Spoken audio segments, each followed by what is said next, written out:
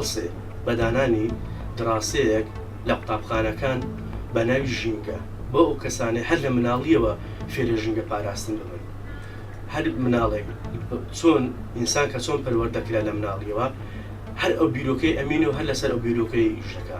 ئەمە باشترین شتەکە حکومەت دەست پێ بکە بەکردنەوەی دراسەیەک بە ناوی ژینگە بە ناوی پاراستنی ژینگە.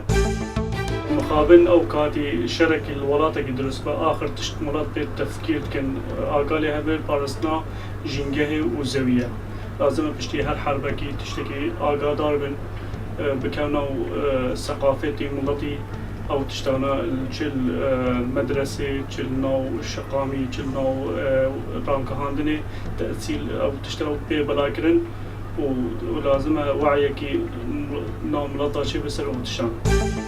بەڕای من دووشت لێرە زۆر گرنگن.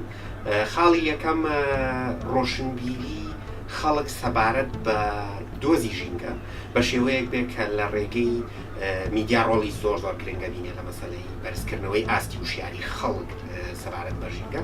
سەرباری ئەوە ئەتوانم بڵێم ڕۆڵی یاسا واتە ئێمە دوو لایەنمان هەیە، لایەنی ڕۆشنبیری هاوڵاتیانی هەرێمی کوردستان لەگەڵ لایەنی یاسایی ئەو یاسانی کە لە ڕێگەی پەرلەمانی کوردستانەوە دا ئەنرێ و لەلایەن حکوومەتەوە جێبەجێکرێ بە مەبەستی پاراستنی ژینگە. ئەم دوو کۆڵەکەیە بە بڕوای من دوو کۆڵەکەی زۆر سەرەکین لە پاراستنی ژینگەیە کەواتە خاڵی یەکەم بەرزکردنەوەی ئاستی وشیاری هاوڵاتیانی هەرێمی کوردستان لە ڕێگەی میدیاوە، لایەنی دووەمی بابەتەکە وابەستەیە بە یاساوە ئەو یاسایانەی لە ڕێگەی حکوومەتی هەرێمی کوردستانەوە جێبەجێ ئەکرێ بە مەبەستی پاراستنی ژینگە.